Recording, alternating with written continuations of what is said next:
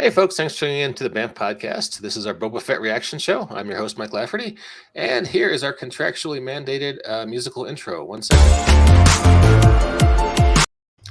That assures you, gentle listeners, that this is a high production value. Sorry, I can't say my usual line of inane patter because, sorry.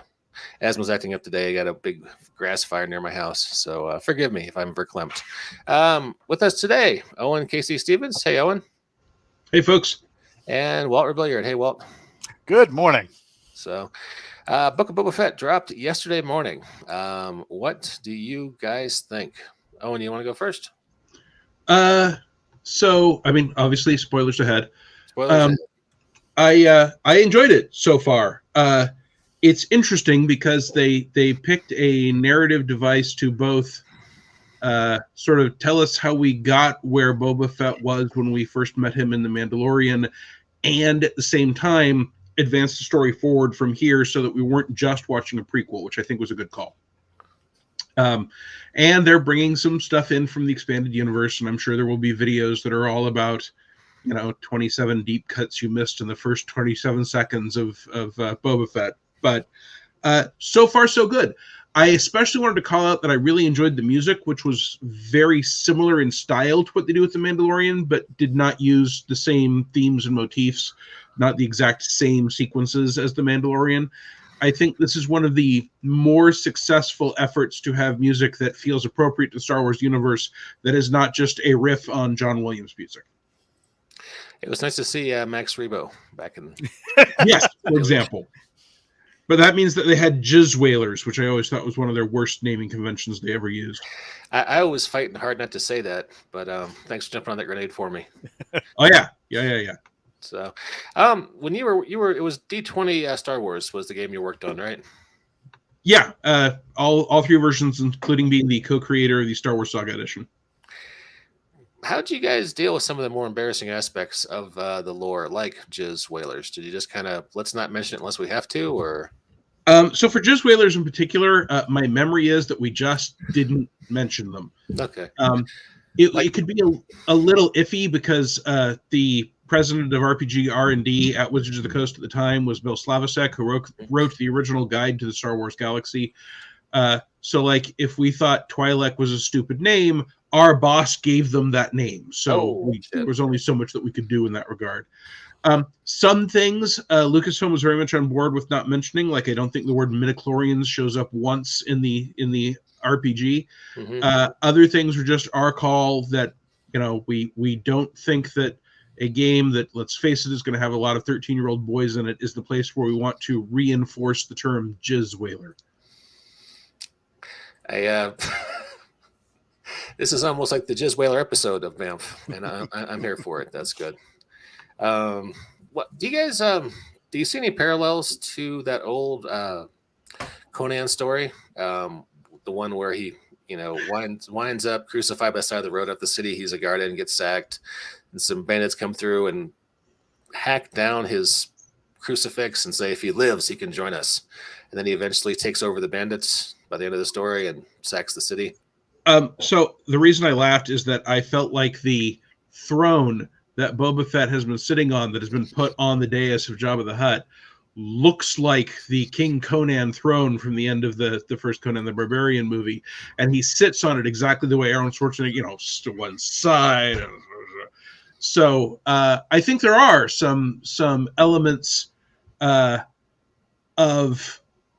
classic Conan lore that are at least informing the story, which is fair because Star Wars has always been about borrowing from the pulps. So I think borrowing sort of the gritty, lone bad Mamba Jamba stories from Conan and Kull and other places like that for Boba Fett is fair, and it's appropriate as how you generate good Star Wars stories. One method for how you generate good Star Wars stories.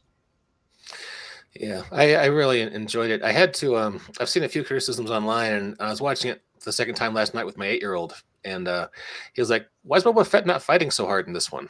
Because, previously you saw Boba Fett taking out squads of stormtroopers by himself with just a gaffy stick and some robes. And I was like, well, you got to understand, he's been digested by a Sarlacc. He's clawed his way out. He spent 2 days in the sun on on Tatooine. He's tired. He's doing the best he can. You have to understand it. I think there's some people who maybe that didn't come across on the screen for him as well. Well, and of course, he may be such a bad mamma jambo with a gaffy stick by the time we run into him in The Mandalorian, because he spent time learning how to fight with such a thing with the Sand People, with Tusken Raiders. Although, when the Tusken Raiders first showed up, my wife, who's a much bigger geek than I did, leaned over to me and said, "Hey, why aren't they traveling single file to hide their numbers?" Walt, Mr. Robillard, what did you think, sir? I did not have as warm a reception to it. I watched it the first time, and I'm like, I don't know. Something I liked it generally, but like something was a little off for me. And I think not going into like Owen had just said in the and like you had pointed out, he had a rough day when he ends up with the Tuskens. So I mean, that's totally forgivable. But like in the city when he's getting roughed up with the Power Ranger bots with the shields and stuff, it was just like we didn't get that. Wasn't the Boba Fett that was in the Mandalorian series. We didn't get the guy who could take out the stormtroopers, because at this point he should be able to do that, and he just got out of a bacta tank, should be feeling like fresh summer morning, and he just didn't have the juice, and the choreography was really clumsy. Had no similarities to how he fought in the other one. It just, for me, there were a lot of like little digs that I was just like, wow, is he taking a sick day? Well, I mean, to be fair to him, he is taking a sick day, because when we run into the bacta tank and they say, "Wake up, boss," it specifically says healing sequence suspended. Yeah. Which means it's not done. So for whatever reason, he's feeling more beat up and worn out. And it could just be that he's older, right? That, there's a certain drive to do what you have to do to get your armor back and get your name back. And now, again, going back to Conan, one of the themes of Conan was that civilization and actually getting a throne is the worst thing that can happen to someone that has lived by their wits and panther-like reflexes for all their life.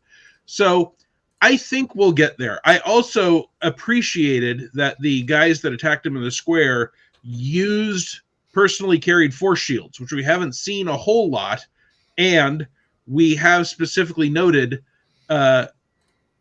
we haven't seen Boba Fett face often. So my sense is that I presume the mayor of Mos Espa, although I guess we'll find out later, got a group of guys who were specifically equipped and trained and chosen because they're the people that can deal with the Mandalorian, because they've got force shields and they can lock them together, et cetera, et cetera.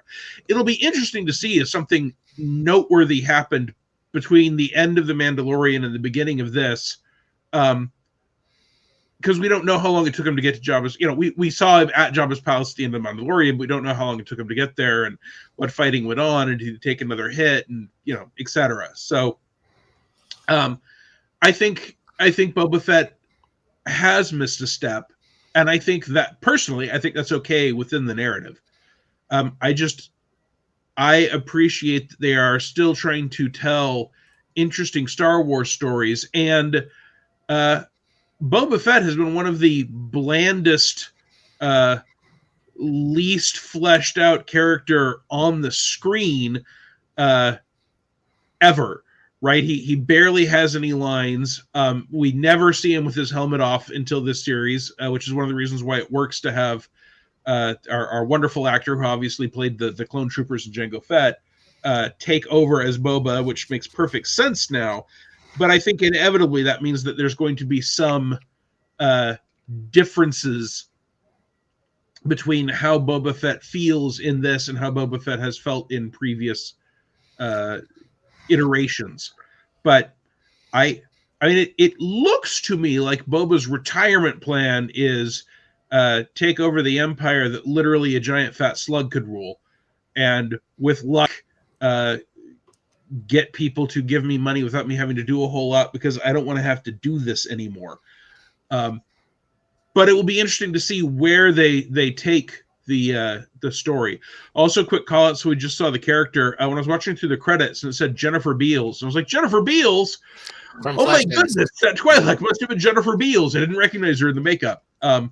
Which I suspect the Mandalorian is going to, or this is going to continue the trend of the Mandalorian of some surprisingly well-known actors and actresses taking small roles in the series.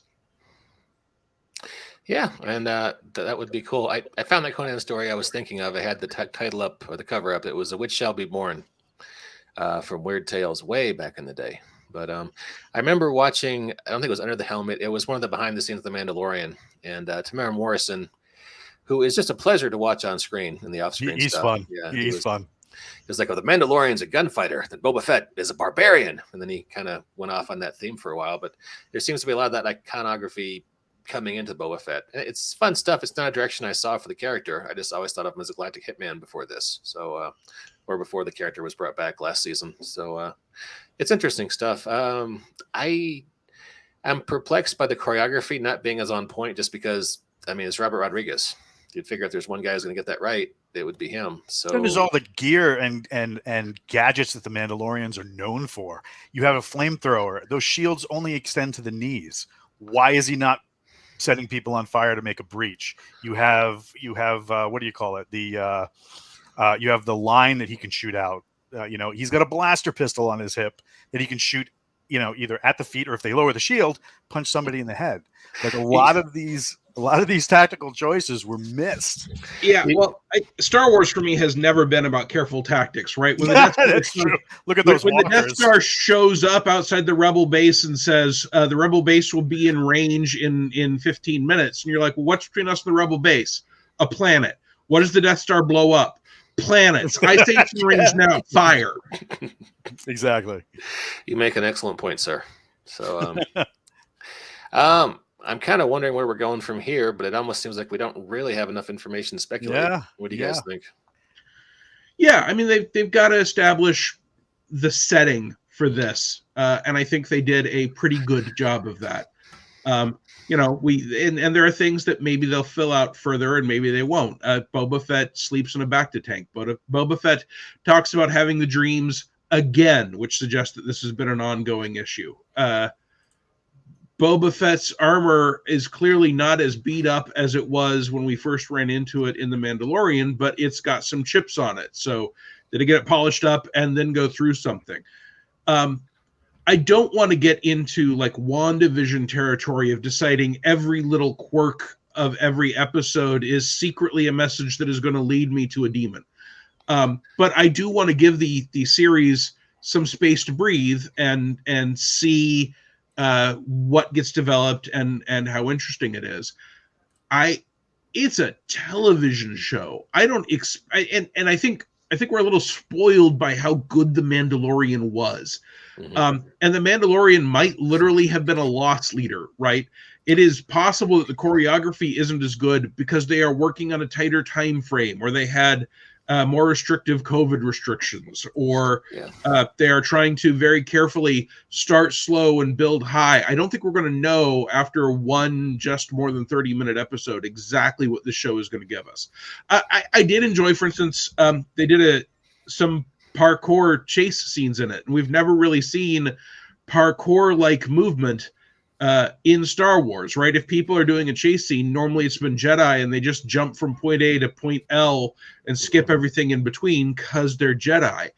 So, but especially for an urban setting with urban assassins, with a bunch of flat rooftops, all of which have been well established as the Mos Espa / Tatooine aesthetic, I thought being able to flip and jump and bounce off things was both interesting and something we hadn't seen in Star Wars before, and made good sense. So it is possible that I am simply being delighted that I didn't hate it. Mm-hmm. There have been some Star Wars things that have come out, not on Disney Plus really, but say on the big screen over the past 20 years, that I was significantly less happy with. So I don't require everything to be A grade. I just was enjoying the fact that if I had told my 13-year-old self, hey, someday you'll be able to sit at your home on a screen nearly as big as a movie screen surrounded by friends and watch a Boba Fett based television series, I wouldn't have believed it. So not sucking may not be the highest bar that I should establish for a show, but it's been enough, at least for the moment, for me to enjoy this. Yeah, I think we forget the dark years when after the original. Yeah, well, after the original series, I remember I took a day off work to go with a longtime friend to go see Phantom Menace, and I got done. I turned to her and apologized.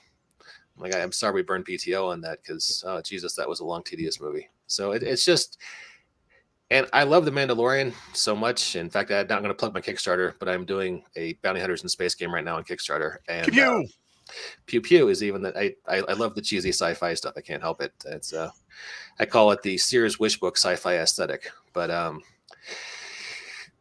Mandalorian was great Star Wars. I think it was just an okay TV show in a lot of ways. And I think it's just that we've gotten used to kind of middling Star Wars, that something comes along that isn't terrible, right? You're going to give it a lot of grace to do its thing. I mean, there were last season of Mandalorian, they wanted to introduce the other Mandalorian characters. And so they had the episode on the water planet where a Mandalorian gets, he's basically in fear of his life twice in the space of about 15 minutes on that show and has to be saved by somebody else. And this is the same guy who first season, he's Clint Eastwood. He's running into towns, taking everybody out. No, he can hide in the shadow in the noonday sun, blah, blah, blah. And then all of a sudden, well, we want to introduce these other characters and give them a good entrance. So yeah, I don't know. Anyway, and for me, Star Wars, while I am also not a big fan of the Phantom Menace, I do think that there is some good Star Wars philosophy in it, including there's always a bigger fish, right? Just because you can beat up one group of 8 guys doesn't mean that you can beat up every group of 8 guys. It's a big galaxy out there. So this isn't an RPG, and the encounters aren't always necessarily going to be balanced. Yeah, that's fair. That's fair. What'd you guys think of Fennec Shan? I thought she was a delight. I like seeing her on screen. She's a lot of fun seeing her work. I just loved keep an eye on that one. I keep an eye on everyone.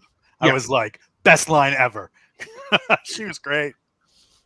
Well, and you need a character that is strong enough to be able to banter with Boba Fett, right? Most people either won't know who he is, so they can't have a on his level conversation, or they're going to be terrified of him, or they're going to figure he's burned out and be the hot yet gun that's trying to take him down. So I think it's a brilliant idea to have a character that's established as being in his league and on his side that he can have conversations with. So, yeah, I would agree. She's a great actress, great martial artist. I really enjoyed it. I'm curious to see if we're going to see a Mandalorian or a Grogu. I'm curious if we're going to see any troopers. Because in canon, I think at least Rex was in the rebellion and supposed to be around at this time. I always wondered if he'd have any contact with Boba. So it's certainly possible. Yeah. Same actor. So it's just right. And, yeah. Anyway, take the beard on him. Yeah. Any thoughts about next episode, or are we going to take the Jacob Blackman route and reserve judgment and to see how things unfold? Reserve judgment. I mean, we were spoiled by the initial Mandalorian because that first episode of the initial Mandalorian was so good. Yeah, that's why I think that's why we're seeing a lot of 50-50 reactions all over the place on this. You get about halfway into the season of the first season, and a couple of the episodes were like, okay. So I think maybe if this first entry, which, like I said, me personally, I didn't find it as strong. If this is the I need to take a breath before I come out swinging, I'm cool with that. And I'm definitely into to check out the next one. What do you think, Owen? The Mandalorian also had an easier time of it because it was a new character, so there was not nearly as much expectation as there is with Boba Fett. They didn't have to explain how he got here from being in the bottom of a burping chug hole with tentacles. There isn't 30, 40 years of canon of people wanting to see their favorite thing come in. So I think it was really smart for them to start with The Mandalorian, start fresh, not have nearly as many demands on where the story has to go and where the character has to go. Then you introduce Boba Fett. Then when that's a hit, you do the Book of Boba Fett. So I think the first episode had to do some really heavy lifting. And, again, you can get a solid 8 rating even if you don't stick the landing, even if you wobble when your feet come down. So if it goes downhill from here, obviously that will be less fun. But I think it is reasonable to give these creators some benefit of the doubt and say, hey, we've really enjoyed what they've done. They seem to understand the characters. They seem to understand the setting. They've proven themselves to be talented. And given the restrictions we know they're working under and the ones we don't, we can only guess that they're working under, hopefully everything gets smoothed out as they go along. Yeah, I would agree. And we have to acknowledge that they are filming under COVID restrictions. This was filmed probably a year ago. And that's, I remember hearing Anthony Mackie saying that it was just painful and tedious doing that on the set of Falcon and Winter Soldier. So, give them a break and we'll see where the season goes. So any closing thoughts, fellas? We're going to keep this fun and fast at about 23 minutes. See what happens with number 2. Okay. I look forward for them to doing something that reintroduces elements from the expanded universe in a cool way. One of the things that The Mandalorian did brilliantly was drip in things that longtime deep cut fans would recognize and love and go gaga over, but only did it in a way that made sense and served the story. So this is another opportunity for them to reintroduce things into canon and take advantage of the hard and in many ways unpopular, but I think right decision Disney made to wipe the cleat clean from the EU and say, no, none of that stuff matters. Only what's on the screen and what we do now matters. Yeah, well, there was so much EU content, and not all of it was. Well, you know this better than I do, sir. You worked in that universe. Yeah, I created some of the EU content. I had things of mine that were at one level or another canon get wiped out from canon. Mm-hmm. But I still think it was the right call. I think you just can't. Luke Skywalker's life is broken down almost to the minute in the old EU, and I think you can't then have something like Grogu come along and have people go, wait, when did that happen? So by freeing them up, they can take and as you said, there are parts of the big parts, long, expansive parts of the expanded universe that just weren't good. So I think using it as a toolbox and a toy box and pulling out those Tinker toys that you think are cool and using them in a neat way is the right call. I don't know if you heard about this, but Gail Simone had pitched Dark Horse a Leia the Hutt Slayer series. But this was on the internet, I want to say in the last 6 to 8 months. And they loved it. It's when she was super hot, when she first did Secret Six. And did this preliminary art for it. Everyone was excited, but they couldn't find a place it fit in the EU continuity. So it just kind of stalled out and never got made, which is kind of a shame because that looks like a fun image right there. But, yeah. Speaking of Leia and Hutt slaying, apparently the go-to way to kill a large creature on Tatooine is wrap its chain around its neck. I like think you do. Yeah. But it's interesting because one of the tropes in Star Wars is if you have a lightsaber, someone's arm is coming off, right? In every Star Wars movie, someone's arm comes off. I mean, maybe not with the last 3, but for the first 6, and each and every one of them, somebody loses a limb. I'm interested to see if we start a new trope of, hey, if you're on Tatooine and you need to kill something, you wrap a chain around its neck. Well, if it works, it works. Yeah. So. Yeah. All right. Well, hey, we'll tune in next week to see if there are more desert planet strangulations, and yes, or any more Harryhausen creatures reused. That was pretty cool. It was very cool. Yeah, that was fun. Looking forward to see what they do next week. Forgive me as I play our contractually mandated musical outro. And Owen. Walt, I combined your two names. Forgive me for that. Like I said, You created a brand new human being. yeah. Who has both a beard and a ball cap. Mandalorian ball cap. Oh, nice touch. And we will catch you all next time on the Banff Podcast.